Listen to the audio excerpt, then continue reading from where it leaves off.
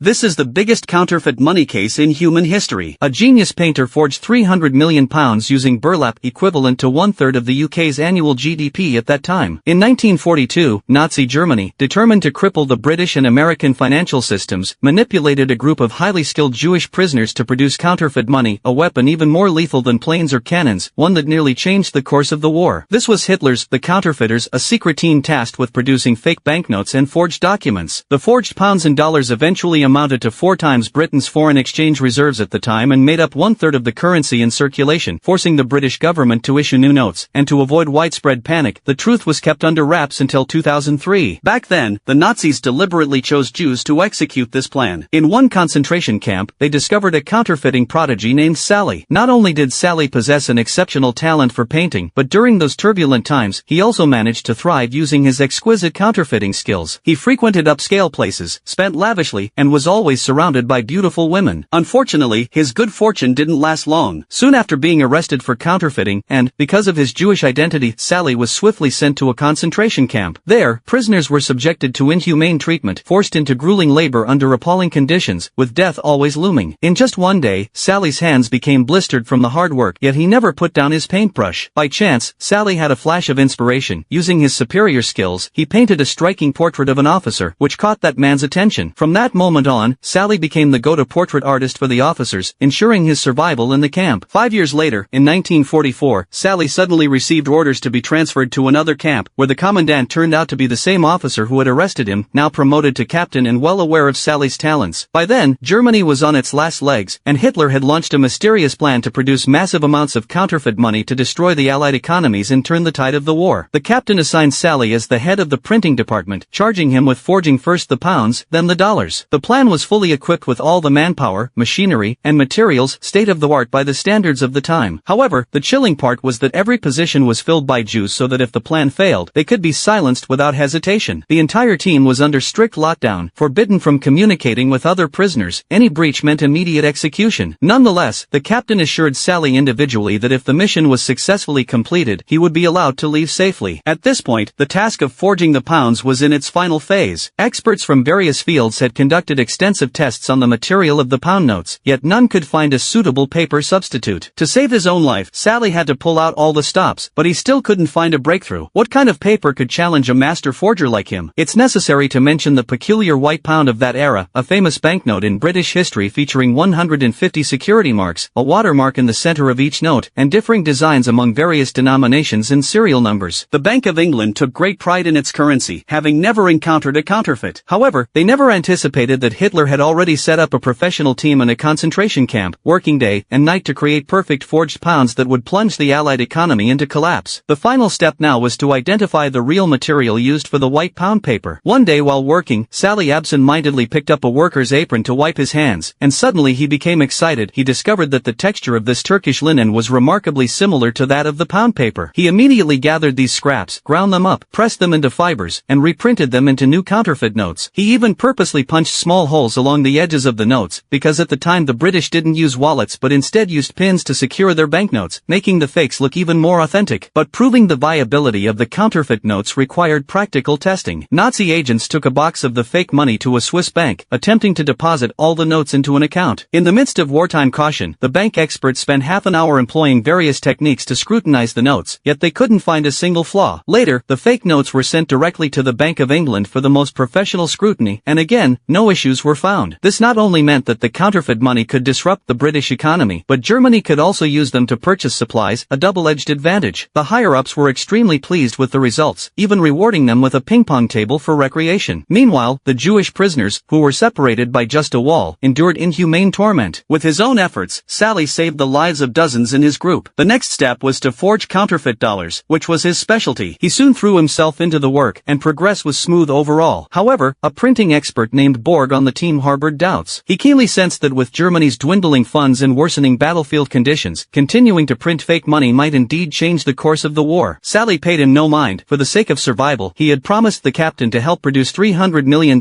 in counterfeit money. Borg, however, cursed Sally as a traitor and stooge, and secretly sabotaged the process, causing the forged dollars to always bear flaws. Although Sally was well aware of Borg's underhanded tactics, he never exposed him, only trying to compensate for the shortcomings as best as he could. One day, when news arrived that the Germans had suffered another defeat, Sally couldn't help but laugh in schadenfreude, only to be caught by an officer. Later, while he was cleaning the toilets, that officer publicly pulled down Sally's pants, urinated on his head, and relentlessly humiliated him with words. Deeply humiliated, Sally suddenly lost control while washing up and smashed his wash basin in anger. He couldn't understand why, in his desperate bid to survive, he received no understanding from any side. Another day, as the prisoners were playing ping-pong, gunshots rang out from the adjacent camp. Bullets shattered a wooden board and hit the ground. The two camps were separated by just a wall. On the other side, their fellow Jews were being slaughtered while they enjoyed leisurely entertainment. Seizing the opportunity, Borg mocked Sally, and the two eventually engaged in a fierce fight. Despite everything, Sally never turned Borg in. Months passed, yet the fake dollars still hadn't been produced. When the captain questioned him, Sally continuously made excuses, blaming issues on the gel, and the captain, no longer lenient, ordered that the results must be delivered by a set deadline, or else the 5 key figures in charge would be executed on the spot. As days went by, the other prisoners gradually discovered that the delays were due to Borg's covert sabotage. Still, Sally steadfastly maintained that he would never betray his comrades and promised to find a way to solve the problem. Meanwhile, Borg had resolved to face death heroically, though the others were unwilling to perish alongside him. To warn Borg, they even surrounded and beat him severely, yet he refused to relent. Soon enough, the deadline arrived and the atmosphere was thick with the terror of impending death. The captain placed 5 bullets on the table and called out the names of 5 Jewish prisoners, because, as agreed, failure to produce acceptable counterfeit money by the deadline would have dire consequences. Just as one prisoner nearly collapsed from fear, at the crucial moment, Sally arrived with 3 dozen counterfeit dollars laid out before everyone. Upon close inspection with a magnifying glass, everyone unanimously agreed that these fakes were a masterpiece of forgery, utterly flawless. Sally smiled in satisfaction. This was precisely the perfect counterfeit money the Germans had been eagerly awaiting. In just 1 week, they could commence mass production, destroy the American economy, and successfully turn the tide of the war. That same night, during the 1945 carnival, the German soldiers held a party in the camp where everyone sang and danced, enjoying a rare moment of relaxation. However, Sally suddenly witnessed a shocking scene. A 20-year-old Jewish prisoner was executed on the spot outside. Just a month earlier, that young man had contracted an infectious disease, and Sally, knowing that if the Germans discovered it he would be in grave danger, had been secretly protecting him only to find that in the end, fate was inescapable. Sally broke down in tears and spent a sleepless night, as the seed of rebellion began to sprout within him. The next day, just as everyone was anxiously printing the counterfeit dollars, German soldiers burst in, dismantled the machinery, and prepared to take everything away. The prisoners, hearing distant cannon fire, guessed that the Allies had reached the outskirts of Berlin and that the Germans were in full retreat. That very night, the captain snuck back into the printing facility to retrieve the hidden counterfeit money, only to confront Sally head-on. Brandishing a dagger with a fierce look in his eyes, Sally engaged in a brutal fight with the captain. In the end, Sally managed to seize a handgun and forced the captain to his gunpoint. Terrified into submission, the captain wet his pants, yet Sally ultimately let him go. The following day, the war officially ended and a rare peace returned to the camp. The Jewish prisoners from the neighboring camp took over, and upon entering, they were so surprised by these clean, well-dressed strangers that none of them believed the newcomers were fellow camp inmates until they revealed their camp numbers tattooed on their arms, averting any further tragedy. After the war, Sally returned to a normal life. Leveraging his counterfeiting skills and the stash of counterfeit dollars he had accumulated in the camp, he continued to live a high-flying life, though he no longer enjoyed the unbridled success of his earlier days. He would throw money around in casinos, deliberately losing all his chips, dishing out extravagant tips until his pockets were empty. Then he would sit alone by the sea, gazing into the distance for a long time, trying to soothe his shattered faith and seek a shred of self-redemption. And so the story ends. This film, titled The Counterfeiters, differs from typical anti-war narratives. It doesn't focus on glorifying war or detailing the abuse suffered by the Jews. Instead, it zeroes in on a largely overlooked financial battlefield, telling the story of a group of prisoners struggling for survival under extreme conditions, and exposing the complexities and contradictions of human nature. Some criticize Sally for being a coward, self-serving, and an indirect accomplice to violence, yet on the other hand, he never betrayed his comrades, always putting their lives first even at great personal risk. Perhaps his actions were neither noble nor despicable, but in wartime, simply surviving is a luxury in itself. Subscribe our channel for more and leave your comments or ideas. In the next episode, we will bring you another movie recap about money.